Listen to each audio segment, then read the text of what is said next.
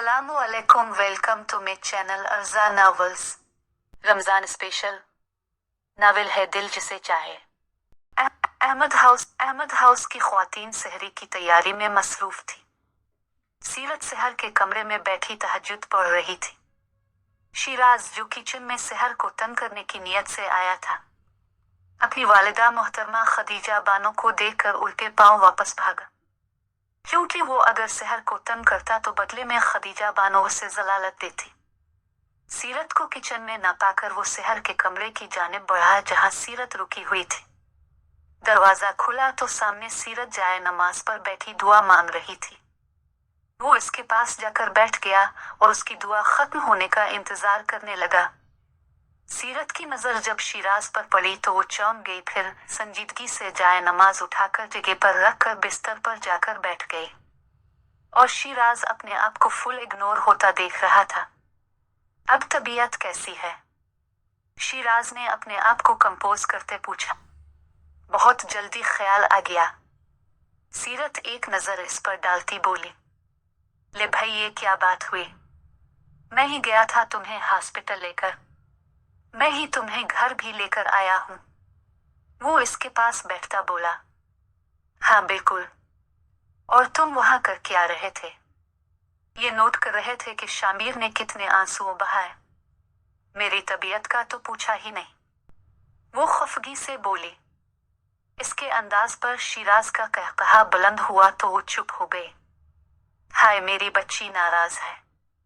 शिराज सीरत के गाल खींचते हुए बोला तो उसने तकिया उठाकर उसे मारा और वो हंसते गया। मैं कनाडा चली जाऊंगी तब इन दांतों की नुमाइश करना, और इस बार मैं वापस भी नहीं आऊंगी। सीरत पीर पुटकुत्ते कमरे से चली गई और पीछे शिराज उसकी बात सुनकर चुप हो गया। इसकी हंसी गायब हो गई थी। सुबह के 9 बज रहे थे। अलार्म मुस्तकिल बज रहा था और वो बेखबर नींद की वादियों में गुम था। कमरे में हल्की सी रोशनी जल रही थी जो कि न होने के बराबर थी। सेहर जो शिराज के कमरे से गुजर रही थी, अलार्म की आवाज सुनकर उसके कमरे में दाखिल हुई। वह क्या नींद है? इतनी तेज आवाज है, बाहर मौजूद लोगों के कान के पर्दे एक्सपायर होने को हैं और उस पर कोई असर ही नहीं हो रहा। सेहर अलार्म बंद करते बोली। इसने शिराज को उठाने की कोशिश की। वो उठ तो गया लेकिन फिर सो गया। सेहर ने तंग आकर इस बंद कर दिया और कमरे से चली गई। कुछ मिनट ही गुजरे थे कि वो सटपटाकर उठ गया। मिसनी कही की।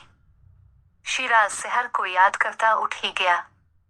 10 बजे वो ऑफिस पहुंचा था और डायरेक्ट शामिर के पास गया था।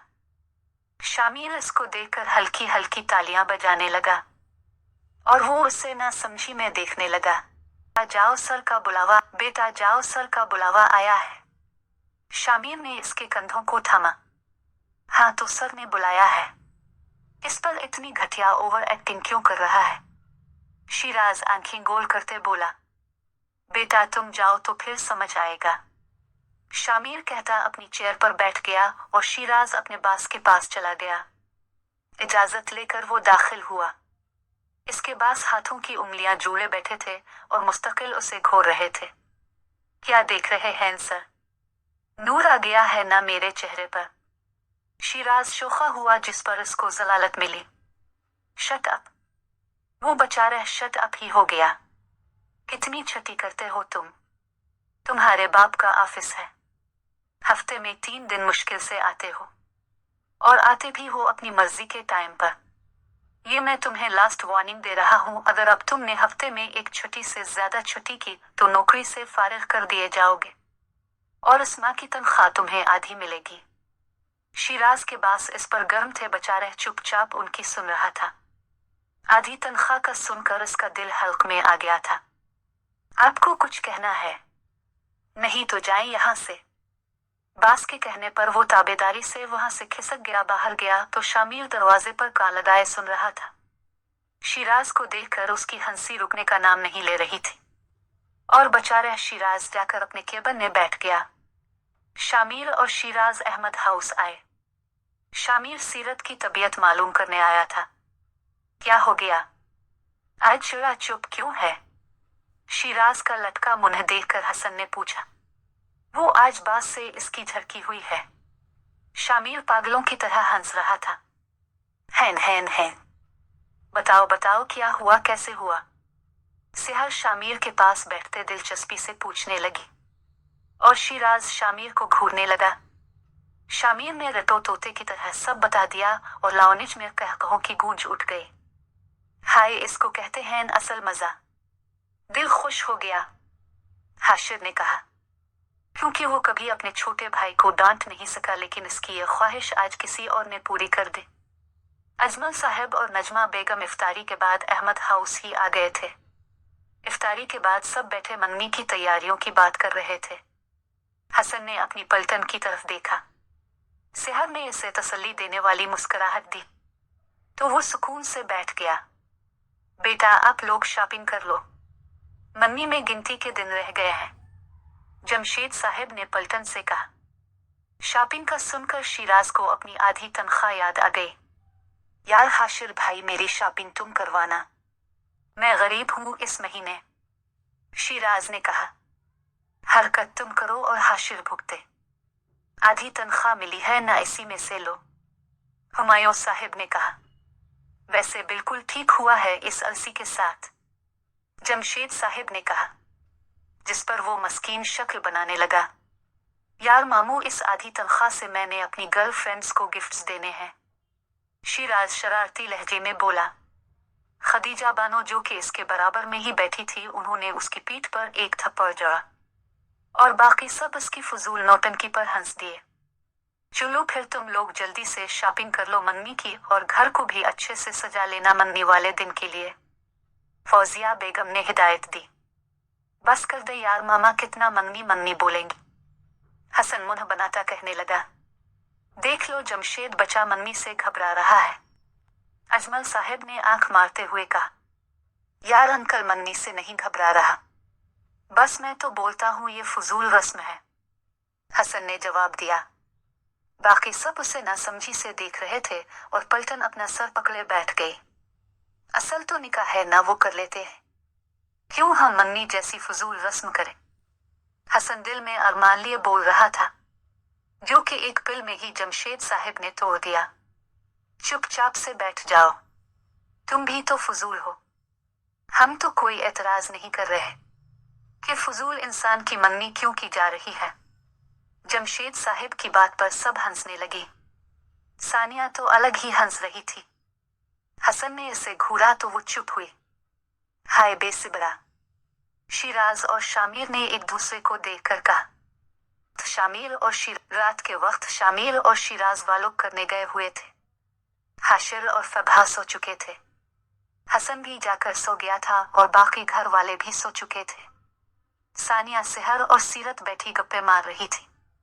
आज भी सीरत इन लोगों के पास ही रुकी थी। सेहर सीरत का मोबाइल चार्ज पर लगाने गई। सानिया की नजर सेहर के मोबाइल पर पड़ी, जिस पर उसी नंबर से कॉल आ रही थी। सानिया ने मुस्कुराकर सेहर की तरफ देखा, जो मोबाइल में चार्जर पिन घुसा रही थी। सानिया बेड से उठी और साइड पर खड़ी हो गई। मानो शायद तुम्हारा फोन बज रहा है। बना फोन की तरफ देखे, सानिया ने कहा। सेहर ने अपना फोन उठाया और एक नजर सानिया पर डाली, जो अनजान बनने की कोशिश कर रही थी, और फिर सानिया पानी पीने के बहाने कमरे से चली गई। सेहर ने सीरत को देखा, जो कि मुस्तकिल मोबाइल पर टाइपिंग कर रही थी। फिर उसने फोन उठा लिया। शामिर और शिराज वालुकर के गिल्ली के नुक्कड़ पर ही बैठ गए थे, उन गहरी सोचों में गुम हो। शामिर ने कंधा मारते हुए शिराज से पूछा। गहरी सोच नहीं, गहरी सोचे, शिराज लंबी सांस लेते बोला। चल तुझे एक बता देता हूं यार, मुझे नौकरी की टेंशन लग गई है। क्या? सच ना कर यार, सच बता। दी शिराज अली को भी टेंशन होती है, शामिर आंखें फाड़े बोल रहा था, और साथ साथ हंसी के फवारे भी छूट रहे थे। बस कर दे ड्रामे अपने, शिराज उकता गया और मोबाइल में लग गया। शिराज की संजीदा शक्ल देखकर शामिर ने हंसना बंद किया और इससे टेंशन की वजह पूछी। यार मैंने किसी से उधार लिया था, मुझे इस महीने की तनख्वाह से चुकाना था। वो उधार इतना ही था कि मेरी आधी तनख्वाह लग जाती। अब क्या करूं मैं? शिराज घुटनों पर कोहनी टिकाए जमीन को तकता संजीदगी से बोला, इतना उधार लिया ही क्यों? शामिर को तजस्सुस हुआ। एक घर लिया है, इसे रेंट पर लगाओगा। बस इसी के लिए पैसे कम पड़ रहे थे तो 2 जगह से उधार लिया था। एक तो चुका चुका हूं, एक बाकी है, शिराज ने बताया। अल्लाह सब बेहतर करेगा, शामिर ने तसल्ली दी। बेशक अल्लाह सब बेहतर करेगा, अल्लाह ही रास्ता बनाता है। और मुझे रास्ता शामिर शेख की शक्ल में नजर आ रहा। शिराज ने कहा तो नासमझी में शामिर उसे देखने लगा। शामिर यार उधार चुका दे, अगले महीने दे दूंगा। शिराज मिन्नत करने लगा। अबे तो पागल हो गया है, इतना उधार है मैं कैसे चुकाऊं? तुम्हारे घर में जमशेद अंकल, हुमायूं अंकल, हसन हाशिर भाई हैं जो घर चलाते हैं तुम्हारे साथ। मेरे घर में सिर्फ मैं और पापा ही हैं, शामिर ने समझाया। मलिका तरन्नुम ना बनू, तुम दोगे? तेरे अच्छे भी देंगे, आधा ही दे दे। शिराज इसका हाथ पकड़े बैठ गया और वो हाथ छड़ाता भागा।